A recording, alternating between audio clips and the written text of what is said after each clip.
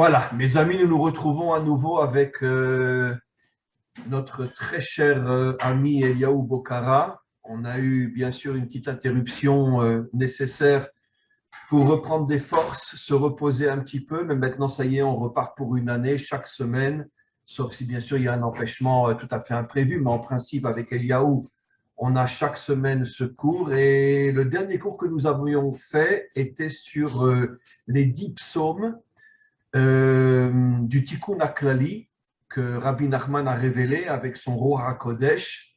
Et le cours sera aujourd'hui dédié à l'élévation de l'âme et à la mémoire du Rav Kook, puisque c'est aujourd'hui le jour de Saïloula, l'un des plus grands maîtres de notre génération. Et il n'y a pas de mots pour le définir, pour le décrire, c'est infini, la grandeur de cet homme-là. Et donc, le cours lui est dédié.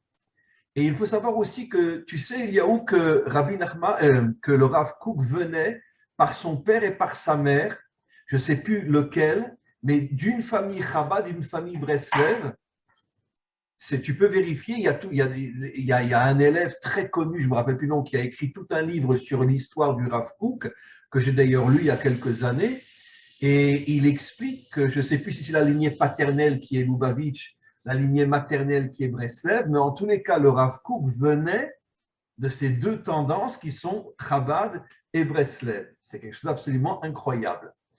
Et donc, il y a eu un mariage entre peut-être la mère d'origine Breslev ou la grand-mère ou l'arrière-grand-mère et l'arrière-grand-père ou le père, je ne sais plus. En tous les cas, donc comme on fait un cours sur le Tikkun HaKlali de Rabbi Nachman de Breslev, donc c'est vraiment l'occasion de lui dédier ce cours et qu'il y ait vite triatametim, la résurrection des morts, et que nous puissions nouveau mériter d'avoir des géants authentiques comme lui à notre tête.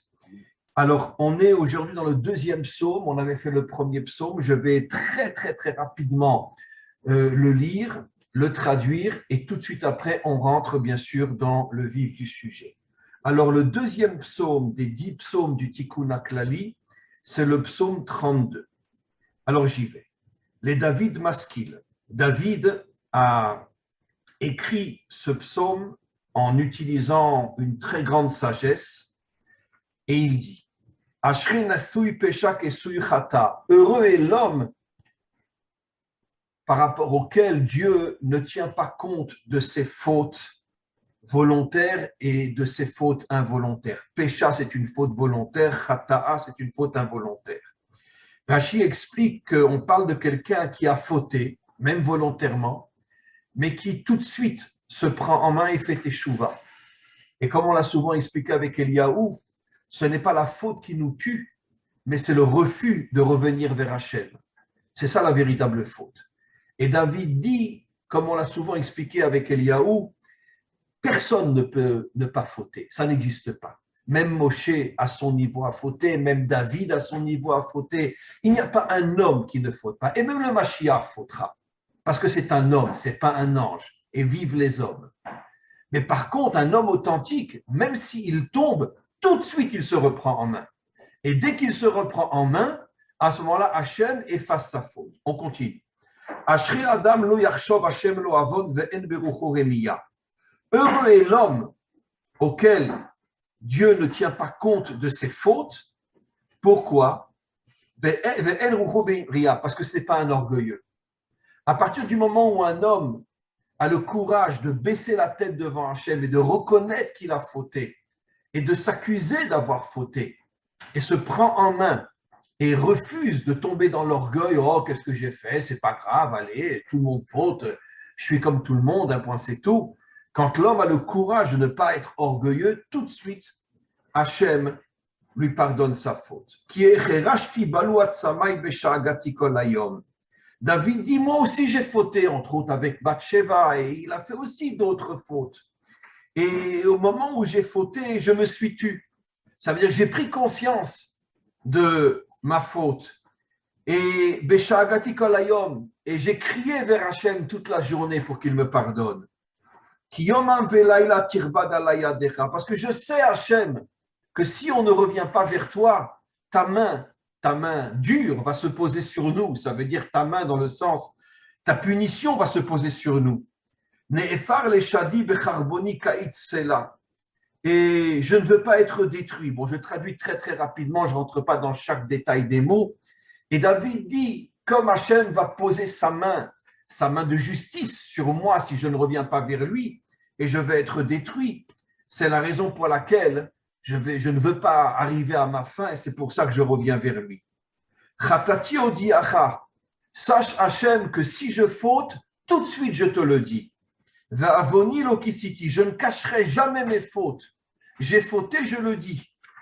Amarti odé alai pesha, je reconnais devant toi même les fautes que j'ai faites de la manière la plus consciente. L'Hachem. Et c'est parce que tu vois mon honnêteté et ma franchise que tu me pardonnes. Alzot yitpalel kol chassid. Voilà sur quoi un homme authentique doit prier. Elecha, vers toi, les et matzo, au moment où il sent que le moment est venu de prier. Rak le shatef maïm rabbi melav lo yaviu. Et c'est ce qui le protégera de très très très graves punitions. Lorsqu'il a le courage de prier, de reconnaître ses fautes et de demander pardon à Hachem, il sera protégé d'une grande catastrophe. Ata seterli mitzar titzreni. Je sais que tu me caches pour que toutes les forces accusatrices qui veulent me détruire à cause de mes fautes, maintenant que je suis revenu vers toi, je sais que tu me caches pour me protéger. Rani palet esovinisela, tu crées autour de moi comme une muraille pour me protéger de toutes ces énergies contraires qui veulent me détruire. Askilecha ve'orecha, tu es ma sagesse, tu es ma lumière. Bederer zuteler, et je continuerai à avancer dans le chemin de la repentance. Yatsa alecha eini, car je sais que tu éclaires mes yeux et que tu me permets de voir la vérité. Altiu kesus ke peredenovin. Quand quelqu'un a fauté, il ne doit pas se comporter comme un animal qui ne comprend rien et qui ne reconnaît pas ses fautes. Bemetek veresen et diolivlom. Et il doit tout faire pour ne pas justement, bon je traduis d'après le sens, pour ne pas continuer à vivre comme un animal qui n'a absolument pas conscience de ce qu'il fait. Bal karov elecha, car les animaux, les êtres humains qui se comportent comme des animaux ne se rapprochent pas d'Hachem. Rabim chovim laracha, combien souffrira le méchant s'il ne fait pas teshuva? Va boter Hachem, et celui qui place sa confiance en Dieu, ça veut dire celui qui a la franchise de reconnaître qu'il n'est qu'un être humain et qu'il est tombé et qu'il demande pardon, Chesed Yesovevenu, Hachem l'entourera de bonté, le protégera. Simchu B'Hachem, il faut se réjouir en Hachem, même si on a fauté, il ne faut pas avoir honte de revenir vers lui, de se réjouir en lui. Vegilut Tzadikim, les Tzadikim éprouvent une grande joie de reconnaître leurs fautes. Vers Ninu Kol Yoshchelev, et tous ceux qui ont le cœur droit se mettent à chanter même après la faute. Donc, on va commencer par une question, Eliaou, on a fini le psaume et je te cède la parole.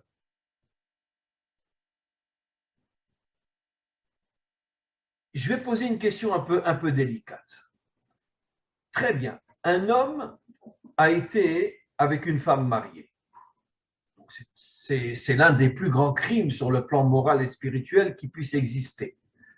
Parce qu'il est lui-même marié, il va avec une femme mariée. Donc, ça veut dire que finalement, c'est 1 milliard de fois plus grave qu'un vol, puisqu'il vole la femme à quelqu'un d'autre. Et lui-même, il trahit sa propre épouse. Il prend conscience qu'il a fauté, il fait une grande teshuva, il revient vers Hachem. D'après ce psaume, puisque David parle même de pécha, pécha ça veut dire une faute grave, très grave. Le pécha, c'est parmi les fautes les plus graves. Donc ça peut être un adultère, ça peut être un inceste, ça peut être quelque chose de très très grave. Il revient de toutes ses forces vers Hachem et Hachem lui pardonne. Mais ma question est la suivante. D'accord, mais la faute est quand même très très très grave. Pourquoi Hachem lui pardonne? Comment tu comprends ça? Pourquoi Hachem lui pardonne? La faute est quand même très très grave. Comment tu comprends? Alors, déjà, on sait qu'on est à peu de temps de Rosh Hashanah et de Yom Kippour. Le décompte est lancé. Et qui est le meilleur exemple pour parler de la Teshuvah que le roi David? On dirait même qu'elle a été conçue pour apporter cet état d'esprit-là de la Teshuvah. Donc, c'est vraiment Eliaou, parle un peu plus fort. je disais, c'est vraiment le Meller, l'exemple de la Teshuvah, le roi David, et c'était Télim avant Rosh Hashanah et avant. Maître 10, pour te confirmer ce que tu dis, que dans le Talmud, Ikim Olo Shel Tshuva, que David est le premier à avoir construit, on pourrait dire, un empire de Teshuvah. C'est ça qui est magnifique, c'est que vraiment, il a tous les Télim, c'est de la Teshuvah. Donc, c'est quelqu'un qui a su reconnaître ses fautes, malgré qu'il ait un très très haut niveau spirituel. Mais si un homme d'un aussi haut niveau spirituel est capable de reconnaître qu'il a des fautes, ça prouve qu'aucun être humain n'est parfait, comme vous l'avez très bien dit, et chaque être humain est malheureusement en capacité de faire certaines fautes, des plus graves aux moins graves. Maintenant, j'aimerais juste faire la comparaison avec un père et son fils. Imaginons que Hachem, c'est un père et que nous, on est les enfants du Créateur. Un enfant qui reconnaît son erreur, qui vient voir son père et qui lui dit « J'ai fait cette erreur-là, je la reconnais, je suis responsable, je sais où j'ai fauté, j'ai pris conscience des choses, j'en avais pas conscience avant, il a fallu que j'expérimente cette erreur et cette faute-là pour comprendre le mal que ça fait, la destruction que ça amène dans ce monde, j'ai compris. Je suis prêt à réparer, je suis prêt à accepter, à avancer. » La réaction d'un père qui est bienveillant vis-à-vis de ses fils et vis-à-vis de ses enfants, c'est naturellement déjà d'accepter le pardon de son fils, mais en même temps, pour savoir si vraiment son retour et sa demande de pardon est sincère, va quand même le mettre à l'épreuve pour qu'il puisse réparer. Bravo. Pour qu'il puisse réparer sa J'avais peur que tu dises qu'il n'y aurait que le pardon. Entre parenthèses, sans rien détail, comme dans la religion chrétienne. Le Dieu de grâce. Chez nous, ça n'existe pas. Pour confirmer ce que tu dis, excuse-moi de couper la parole, parce que c'est tellement fort ce que tu dis, Eliaou, et je te repasse la parole. Le Talmud rapporte que quand Shlomo Ameler, en tant qu'adolescent, fautait, et qu'il venait reconnaître ses fautes, sa mère l'attachait à un poteau à l'intérieur du palais, et elle le fouettait, sa mère, Bathsheba, le fouettait en même temps qu'elle lui pardonnait. Maintenant, je te redonne la parole, parce que tu as mis l'accent sur quelque chose de fondamental. Chez nous, dans la Torah authentique, ça n'existe pas le pardon gratuit, la grâce. Il y a un pardon, mais il y a en même temps des épreuves. Continue. Donc, il va falloir réparer tout ça, comme vous avez très bien dit. Il faut réparer, même si le père sent que son fils ou sa fille est conscient de sa faute. Mais il veut voir par des actes. Parce que la pensée déjà du retour et de la prise de conscience, c'est déjà un. Le fait de l'avouer, de l'exprimer, c'est déjà encore plus élevé. Et maintenant, il va falloir aussi soit être mis à l'épreuve une nouvelle fois dans le même type de tentation, dans le même type de faute, et en même temps réparer l'énergie négative qu'on a envoyée en faisant cette faute. Là, la réparation peut être complète. Ça veut dire, tu es en train de dire que, contrairement à des millions qui ne le savent pas, quand on faute, ça laisse des traces, ça laisse des énergies négatives qui sont en nous et autour de nous, comme une maladie. Ça veut dire que même si je viens demander pardon à Hachem, ça ne va pas forcément me nettoyer des énergies négatives qui sont en moi.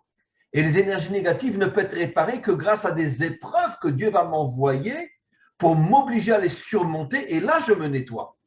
C'est d'ailleurs ce que dit Rabbi Nachman, il dit il faut se réjouir des épreuves quand elles arrivent, autant que des bonnes nouvelles, parce que c'est une manifestation d'Hachem qu'il est apte à nous envoyer le pardon, mais maintenant on va être éprouvé pour voir si on est capable de réparer tout ça, de surmonter cette épreuve-là, et c'est une des étapes avant justement la réparation. Et on l'a vu par rapport à l'histoire du roi David. On voit bien que malgré sa teshuva, il a été testé par ses fils, il a été testé par sa femme, Michal. Absalom qui a voulu le tuer était la réponse directe d'Hachem par rapport à la faute avec Bathsheba. C'est explicite dans le Talmud. Ça veut dire que son fils s'est levé contre lui, il l'a mis en danger.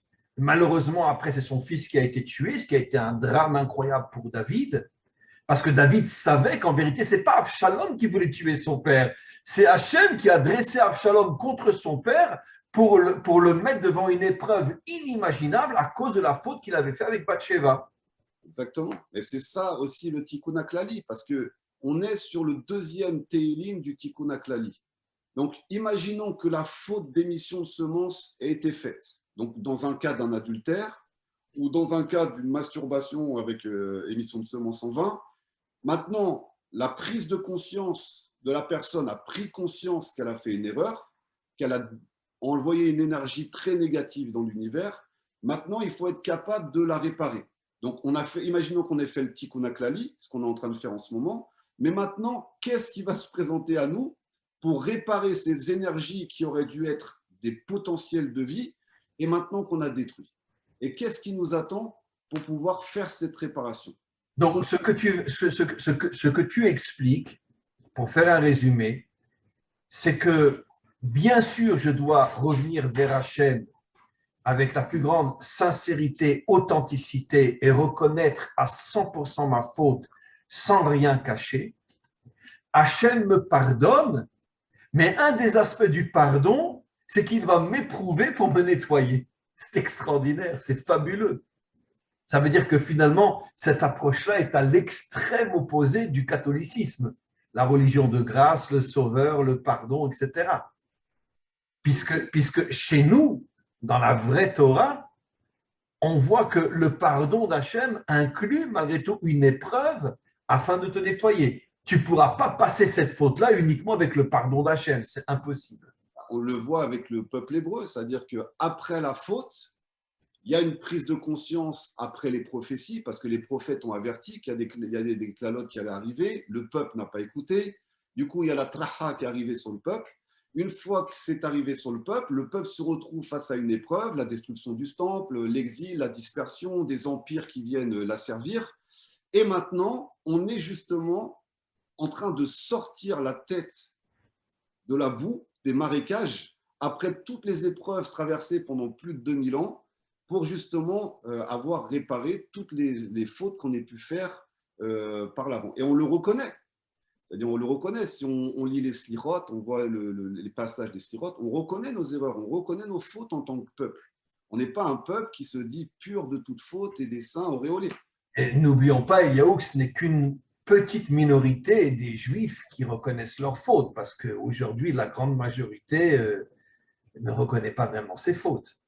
Parce qu'ils n'en ont pas conscience. Ils n'en ont pas conscience, c'est vrai. Ils n'ont pas conscience que c'est vraiment des fautes. Dans les sociétés dans lesquelles ils ont évolué, dans les cultures dans lesquelles ils ont grandi, prendre la femme de son voisin, aujourd'hui, ce n'est pas si grave dans le pays des nations. Dans le monde occidental, c'est presque une normalité. C'est presque normal. Donc, pareil, l'émission de semences en vain, la masturbation avec émission de semences, j'aimerais qu'on y revienne dessus après, ce n'est pas non plus grave, c'est même... Aujourd'hui, ça va presque être enseigné dans les écoles. Voilà, les mariages homosexuels, tout ça, c'est... Là, tu dis quelque chose de très, très juste, en vérité. Et ça me rappelle ce que le Rabbi Lubavitch, en son temps, disait, que la grande majorité des fauteurs dans ce monde, même des fautes très graves, s'appellent des tinok chez Nishba, un enfant volé. C'est une expression qui est dans le Talmud. Ça veut dire quoi? Ça fait allusion au fait que pendant des siècles et des siècles, on sait très bien que les antisémites rentraient dans les ghettos juifs, volaient des enfants à leurs parents, des enfants très jeunes, et après les donnaient à des familles et les éduquaient en tant que catholiques, etc.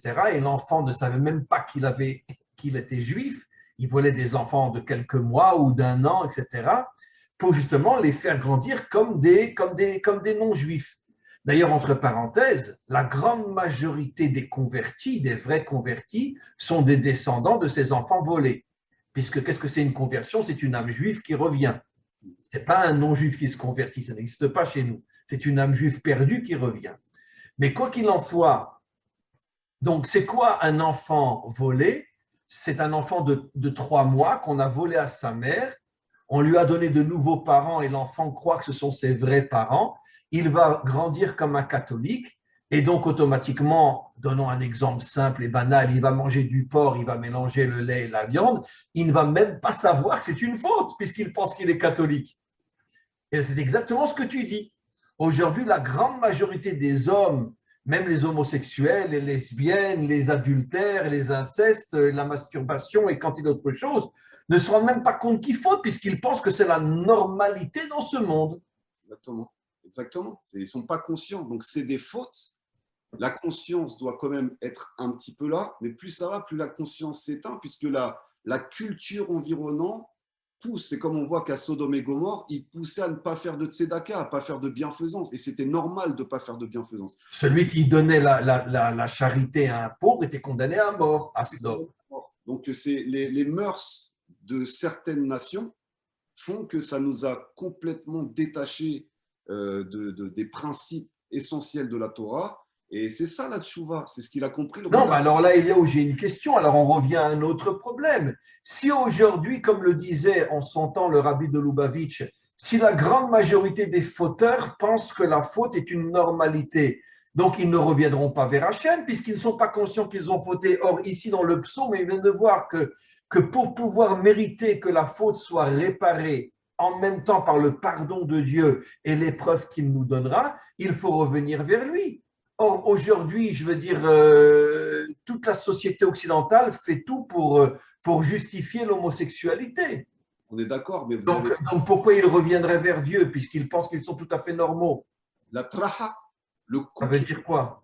coup qu'ils vont recevoir, c'est-à-dire que soit il y a un éveil de conscience qui est fait avant et qui tombe par exemple sur un de vos cours arabes, ou soit ils vont se prendre un choc brutal dans la vie, dans un domaine particulier, qui va les éveiller à prendre conscience de l'erreur, à prendre conscience de leur faute, et petit à petit, le processus va faire qu'ils vont en venir dans cette vie-là ou dans une incarnation prochaine, à prendre conscience de leurs erreurs. Donc Hachem a bien fait son système. Maintenant, Arav, par rapport à ce cours-là, comme on était aussi lié, on est lié au tikkun haklali, et donc aux fautes qui sont liées aux fautes sexuelles et surtout à l'émission de semences en vin. Il y a une chose qui est importante à comprendre, c'est par exemple, j'aimerais qu'on développe ce point-là, c'est l'abstinence. C'est-à-dire qu'on sait par exemple que Moshe Rabbeinu, à un certain moment, Hachem lui a demandé officiellement de se séparer de sa femme, de se mettre dans l'abstinence pour pouvoir recevoir la Torah. Et ça a été la même chose qui a été demandé au Béné Israël pendant 3 jours pour recevoir la Torah au Mont Sinaï. Donc il y a cette abstinence. Comme le verset dit explicitement, 3 jours avant le don de la Torah, Dieu a demandé à tous les couples mariés de se séparer, de n'avoir aucune relation 3 jours avant le don de la Torah. Et Moshe, ça a duré 40 ans. Exactement. Certaines religions ont repris ça et en ont fait une abstinence générale pour pouvoir servir Dieu, entre guillemets.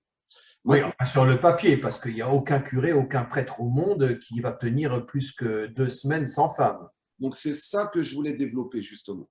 C'est-à-dire que l'abstinence est prônée maintenant, dans certains cas de la Torah.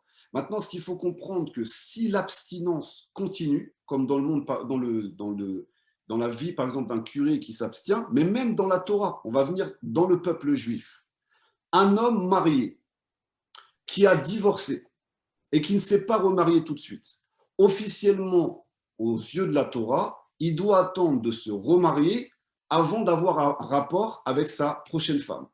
Donc, pendant tout ce laps de temps, il y aura un temps d'abstinence.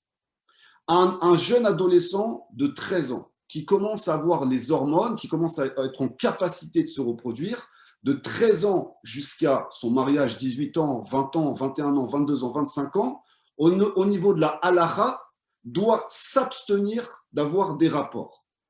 Si c'est un religieux. Si c'est quelqu'un qui suit les principes de la Torah. Oui, mais aujourd'hui, même dans le monde religieux, la majorité ne tient pas. Donc, c'est pour ça que je voulais qu'on aborde ce thème-là qui est très important. Il y a une chose, on en avait parlé dans le cours précédent, les glandes sexuelles sont reliées aux 7 glandes du corps humain, aux 7 hormones du corps humain, des glandes sexuelles jusqu'à l'hypophyse qu'on appelle aujourd'hui le 3e œil chez les hindous, et la glande pinéale de façon scientifique. Cette glande-là, c'est une antenne de réception qui est située au niveau du cerveau. D'ailleurs, je suis sûr que c'est là où on place exactement les téphilines. Ça veut dire que ça vient toucher exactement cette glande-là et nous permet d'avoir une antenne de réception pour pouvoir recevoir la Gdusha d'Hachem, de recevoir la lumière, de recevoir la connaissance spirituelle. Malheureusement, si les glandes sexuelles ne sont pas utilisées de façon kadosh, ne sont pas utilisées, les glandes sexuelles vont s'atrophier. Et au passage, vu que toutes les autres glandes sont sur la même ligne, les autres aussi vont s'atrophier. Ce qui fait que la glande de la spiritualité, donc notre antenne de réception, la 613G, va être complètement cristallisée. Elle ne va pas pouvoir du tout recevoir de spiritualité. Donc, ça pose un réel problème. C'est-à-dire, dans le cas d'un curé, par exemple, qui voudrait, dans sa voie à lui, se consacrer exclusivement à Dieu, ou d'une bonne sœur, ils ne pourront absolument pas recevoir le message divin vu que leur glande de réception va être complètement calcifiée. C'est impossible qu'ils se connectent au divin. Par l'abstinence ou le fait que sous la table, ils vont de toute façon là avec des prostituées, etc. Par l'abstinence. Ah bah, les prostituées encore pire, puisqu'au final, ils vont créer... Mais ça n'existe pas, Eliaou, soyons clairs. Il y a eu des milliers d'histoires dans le monde de soi-disant curés, prêtres ou cardinaux qui allaient avec des prostituées. Il y en a eu un très très célèbre à Lyon qui est mort sur la prostituée. C'était un cardinal. Il est mort pendant l'acte avec une prostituée. Et ben donc, vous comprenez pourquoi. Parce que cette glande pinéale qui a calcifié, elle n'était plus capable de recevoir la Gdusha, la sainteté, la lumière. Et forcément, quand il n'y a plus de lumière, et ça s'éteint ici, toute la débauche va s'ouvrir. Et au final, on retrouve de la pédophilie, ils vont voir des prostituées, des tromperies. C'est pour ça que la Torah, d'une certaine manière, elle interdit l'abstinence, dans le sens à long terme. Parce que toute exagération d'un côté nous fait tomber dans une exagération de l'autre côté. Exactement. Maintenant, Rabbi Nachman, il s'est marié à quel âge, Arav? Oh, j'imagine très jeune. À 14 ans. Oui, 14 ans, oui.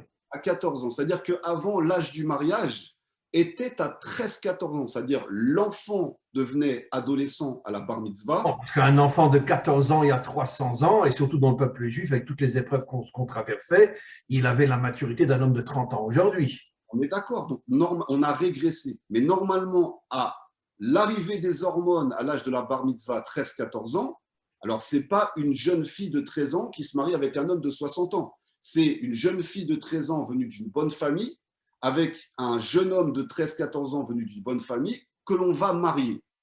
Et ça paraît sensé au niveau de la montée des hormones et au niveau aussi du fait qu'on commence à rentrer dans la maturité. C'est-à-dire que 13-14 ans, c'est l'âge de la majorité dans la Torah. C'est à cet âge-là qu'on devient adulte. Le problème aujourd'hui, c'est qu'aujourd'hui, les jeunes se marient à 18-20 ans quand ils sont conscients, et quand ils ne sont pas conscients, ils se marient à 25, 30, 35 ans, même 40 ans, des fois. Sûr. Donc, cette période-là… Dans toute cette période-là, ils vont aller avec des milliers de filles. Voilà. Et donc, ça va créer ce que Rabbi Nachman avait anticipé, toute cette faute mondiale, qui va créer de la semence en vain, et qui va créer toutes ces forces contraires qui nous entourent. C'est la destruction de la vie, puisque la semence, c'est la vie. Donc, finalement, c'est la faute la plus grave, parce que c'est la faute qui attaque la vie. Donc, il y a deux solutions. Soit les adolescents retrouvent une maturité dans l'éducation de leur famille et ils sont capables de nouveau de se marier à 13-14 ans. Mais c'est impossible dans le monde aujourd'hui. Voilà. Tu t'imagines un gosse de 14 ans qui va se mettre d'abord au niveau de la loi, on va dire c'est de la pédophilie déjà. Non, mais si les deux ont 14 ans. Oui, mais la loi ne permettra pas à des gens de 14 ans de se marier. Et deuxièmement, sur le plan matériel, comment ils vont s'en sortir? Un appartement, un travail, c'est impossible. Alors, soit c'est ça, soit il y a une autre méthode. Parce non, en vérité, c'est-à-dire que le système est fait de telle manière que ça pousse les adolescents, et plus encore, à se pervertir, à se débaucher, puisque un garçon de 16 ans, 18 ans ne peut pas rester sans fille, c'est inconcevable. Exactement. Donc, en empêchant justement le mariage jeune, tout ça, on peut dire que c'est une forme de complot pour débaucher l'humanité. Exactement. C'est-à-dire toute la période d'explosion de toutes les hormones, cette période-là, regardez, ils mettent les stars de la musique, ils vont mettre les séries, ils vont mettre le cinéma, tout exprès pour que toute cette semence, dans cette période de puberté, alimente les forces du mal. Bien sûr. Pendant des années et des années. C'est ce qui leur donne le pouvoir d'imposer des royaumes négatifs comme on voit aujourd'hui. Maintenant, quelle solution on pourrait avoir? Parce qu'on parle de choses vastes et énormes. Maintenant, quelle solution on pourrait avoir? Moi, je ne parle pas pour les curés, mais ça, ils pourraient s'en servir. Maintenant, pour éviter que cette glande, qu'on appelle la glande pinéale, se calcifie, il y a une chose qu'on peut faire et qui ne va pas impacter les fantasmes, ni la masturbation, ni l'émission de semences en vain.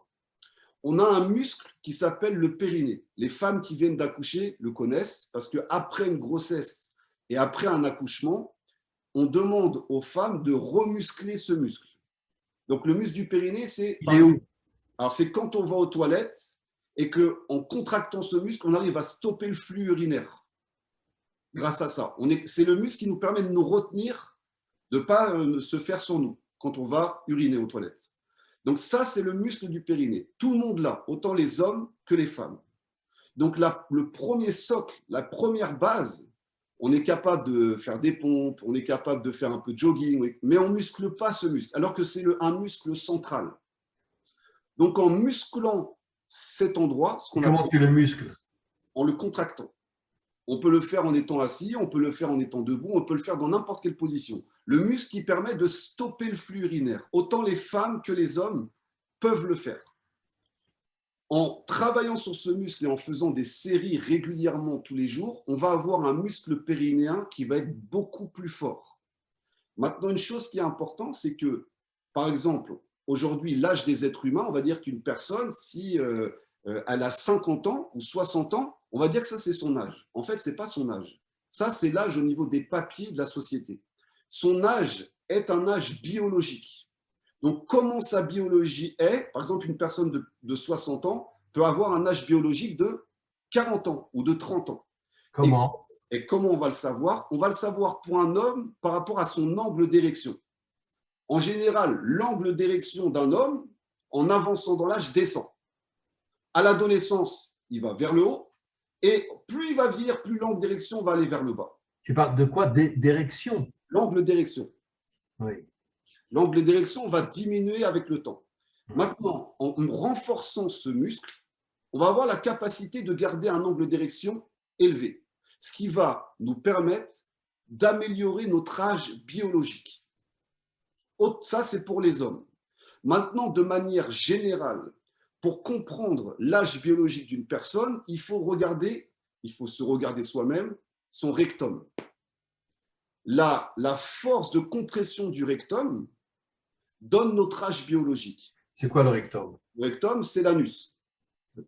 Oui. C'est l'anus. Pourquoi? Parce que vous voyez, par exemple, une personne âgée, au bout d'un moment, si elle a mal vieilli, elle ne va plus être capable de se retenir de faire sur elle-même. C'est vrai, oui. Donc ça va symboliser l'âge biologique d'une personne. Et donc, plus vous allez renforcer le muscle du périnée que j'ai expliqué au démarrage, le muscle qui permet de stopper le flux urinaire, et plus vous allez inverser la tendance et la vapeur. Et vous allez pouvoir renforcer toute cette partie de l'organisme qui nous permet de maintenir notre énergie pure et notre énergie sexuelle à un haut degré. Pourquoi j'en arrive là?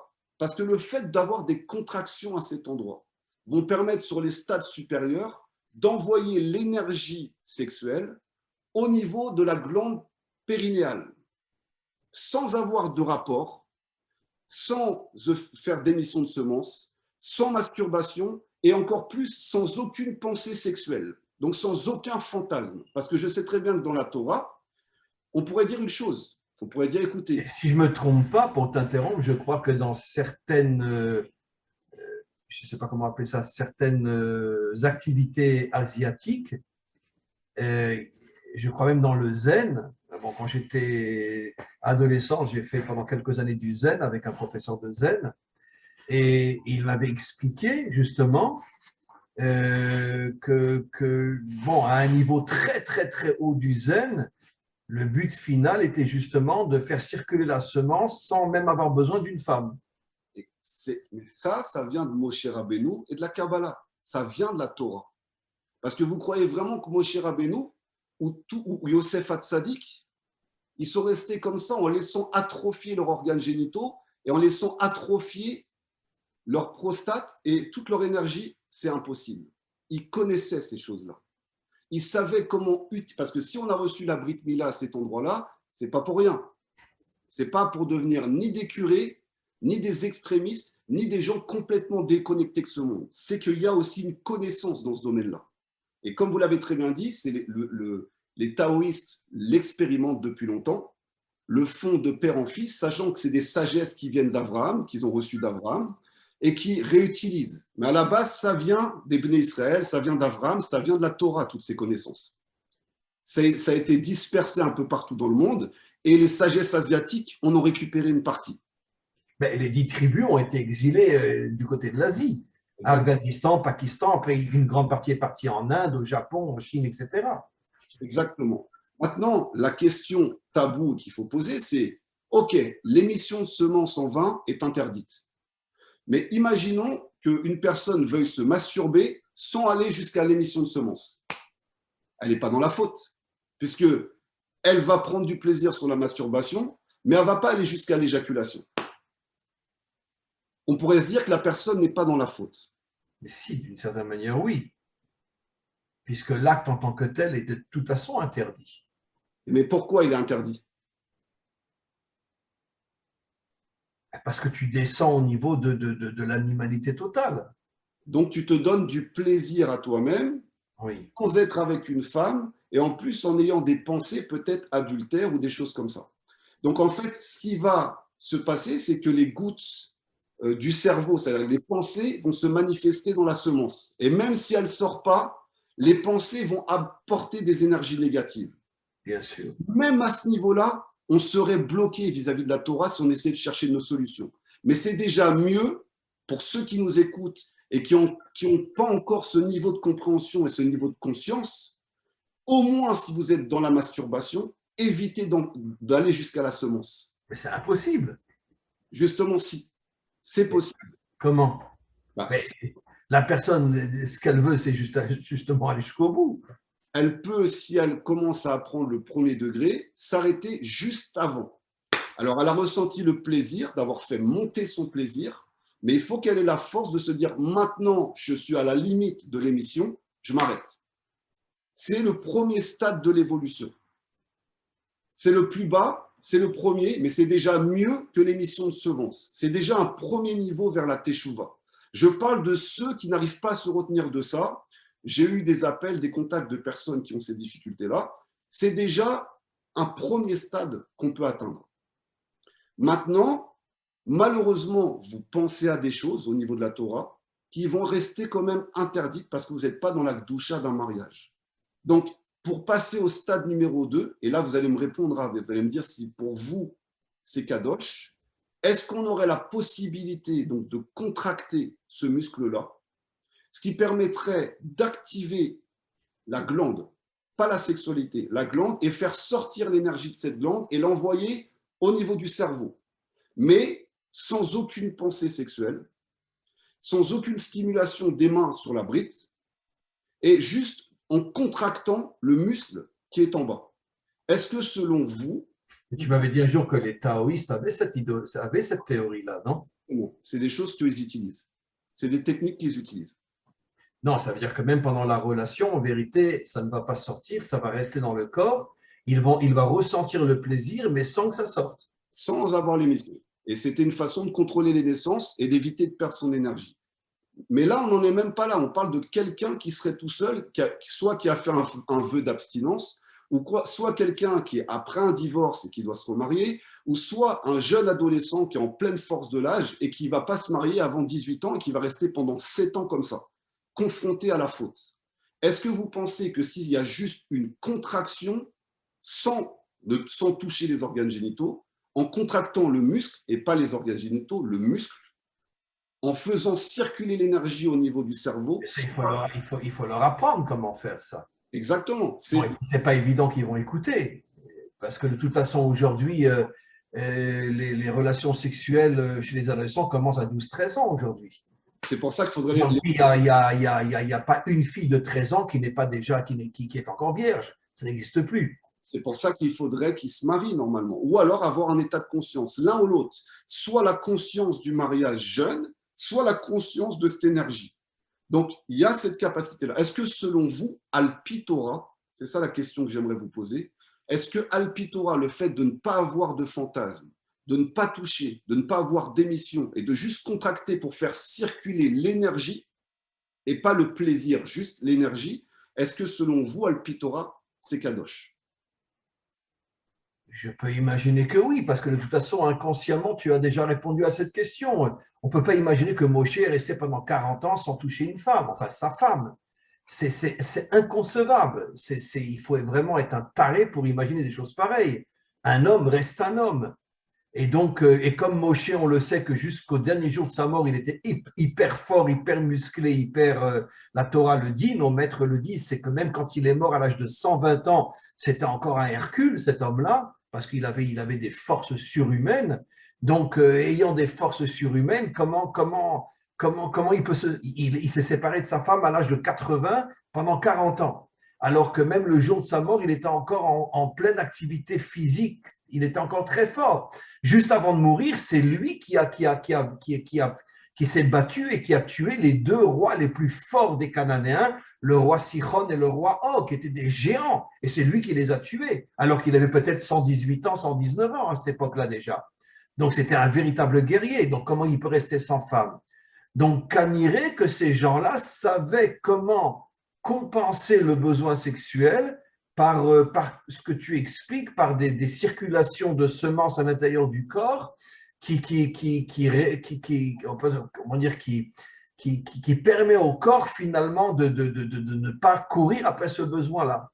J'ose croire, Rav, que si on a reçu la Brit Mila, la circoncision à cet endroit-là, j'ose croire que derrière Al-Pi Kabbalah, il doit y avoir énormément de sagesse, de loi, de compréhension de cet endroit-là, de la façon de l'utiliser, la gdusha qu'il y a derrière. On ne parle pas du plaisir personnel ou dominer les autres.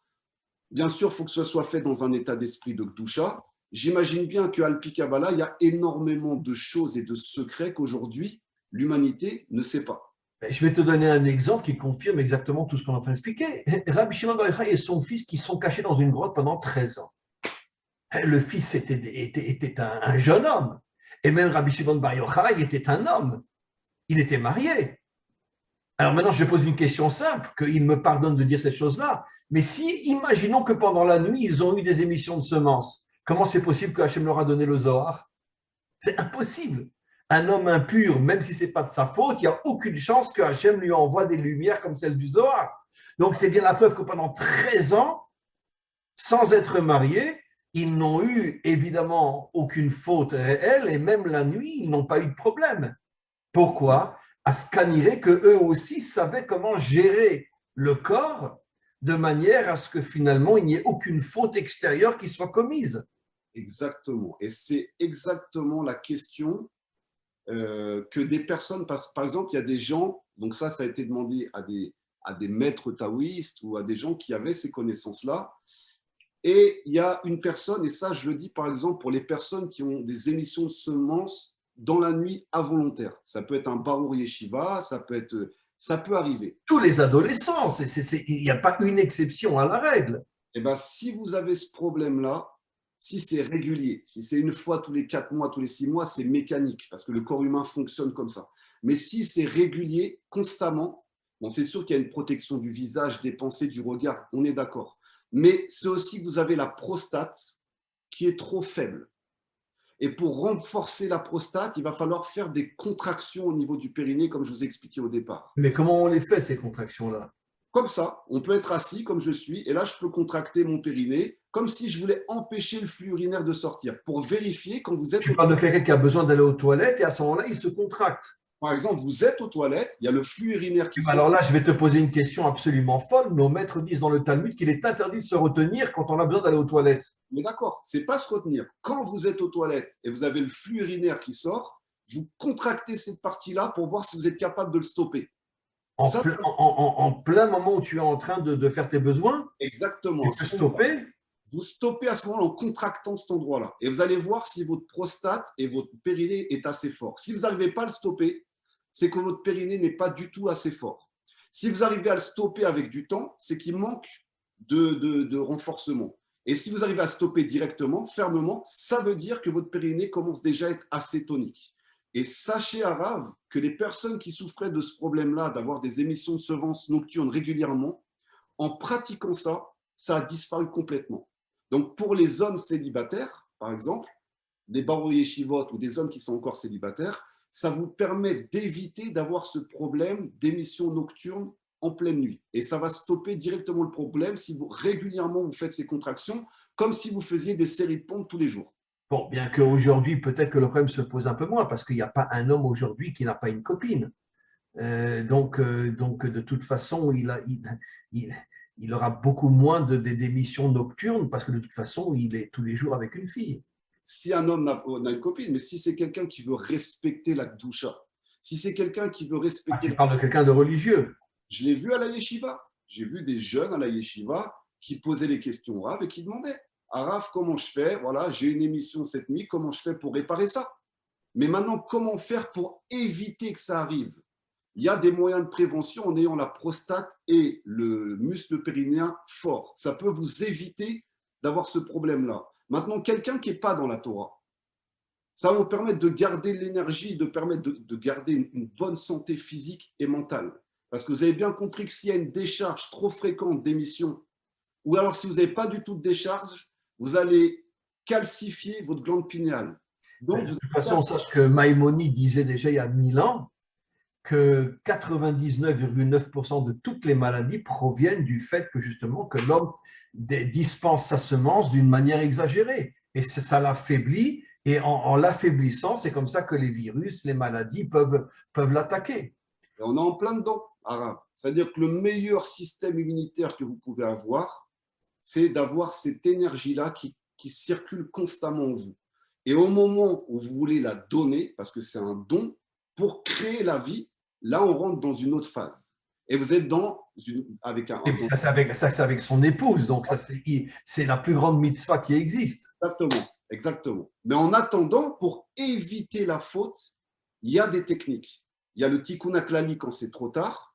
Il y a la prévention de ce que je viens de vous donner qui va vous permettre d'éviter ça au maximum et quand même de faire circuler votre énergie pour éviter d'avoir les organes atrophiés et les hormones atrophiées et en même temps vous couper du créateur parce qu'au final, votre glande pinéale va s'atrophier, vous n'allez plus rien recevoir, vous allez devenir frustré et au final, vous allez péter un plomb et vous allez vous détacher complètement de la Gdoucha pour partir dans les mains du Yetzerara. De toute façon, 99,9% des laïcs, en hébreu les chilonim, c'est la conséquence directe des fautes sexuelles. C'est pour ça qu'on en est là. Il n'y a pas une faute au monde qui déconnecte l'homme de Dieu autant que la faute sexuelle. On est d'accord, mais en même temps, je ne veux pas accuser parce que, comme vous l'avez très bien dit, c'est des enfants prisonniers. C'est-à-dire qu'ils sont oui, ils ne sont pas conscients, bien sûr. Ils ne sont pas conscients. C'est-à-dire que moi. Ils pensent qu'ils font le bien. Attends, j'ai 18 ans, c'est tout à fait normal que j'ai une copine. Quand tu veux que je sois un curé. Donc, au contraire, ils pensent qu'ils font le bien même. Exactement. Et je les comprends parfaitement. Avant de faire Teshuvah, je pouvais avoir cet état d'esprit-là. Je pouvais comprendre que oui, dans le monde dans lequel j'ai grandi, voilà, avoir une copine, deux copines, c'était normal. C'était normal. Donc, je peux comprendre que dans cet état d'esprit-là, à ce moment-là, ils n'ont pas la conscience. Mais s'ils savent, et je le répète encore une fois, que grâce à ça, ils peuvent devenir des lions et arrêter de se comporter comme des chiens qui vont finir crevés, s'ils ont ce choix en face d'eux beaucoup plus rapidement, ça va leur donner énormément de force à l'image du roi David et de tout le monde. C'est incroyable ce que tu dis, parce que sache que le Talmud dit explicitement que la débauche, c'est comme un chien avec une chienne. Aujourd'hui, c'est toi, demain, c'est une autre. Ou le même jour, il peut en avoir 3, 4 différentes. La Gemara compare la débauche. La débauche, aujourd'hui, ça veut dire les relations sexuelles qui ne sont pas des relations entre le mari et l'épouse. C'est ça, en vérité, les relations sexuelles interdites, comme la relation entre un chien et une chienne. C'est-à-dire, ce n'est plus les êtres humains, quoi. C'est un chien et une chienne.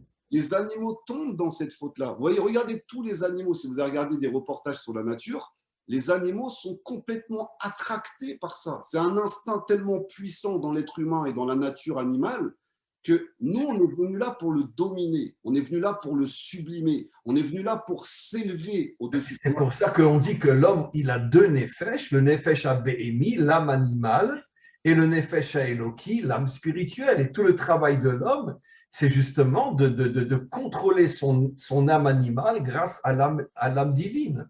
Exactement, c'est la chassidoute, c'est toute la chassidoute. C'est-à-dire que vraiment, on va essayer d'élever son animal, parce qu'on a notre partie animale qui est importante, parce que si on n'avait pas cette part animale, on ne serait même pas attiré par notre femme, on ne serait même pas attiré à faire des enfants. Donc il faut utiliser cette force d'attraction, ce pouvoir, cette Et pour la énergie. diriger vers le bien. Mais voilà, on s'élève avec au-dessus pour s'élever. Et c'est comme quand on mange, on a fait des cours dessus, arabe, la façon de manger, dans tous les domaines, on a cette capacité-là.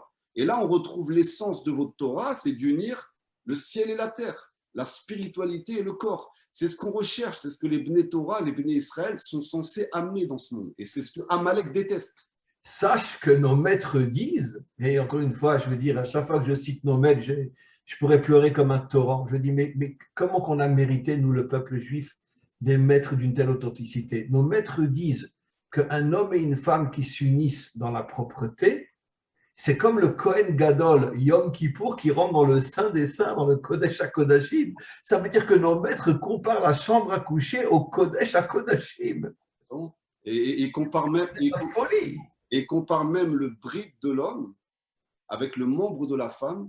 Le membre de la femme est le Kodesh HaKodashim et le bride de l'homme, c'est le Kohen Gadol. C'est-à-dire quand tu rentres à l'intérieur du Kodesh HaKodashim. Absolument, absolument. C'est ça l'histoire. Et c'est Shirachirim.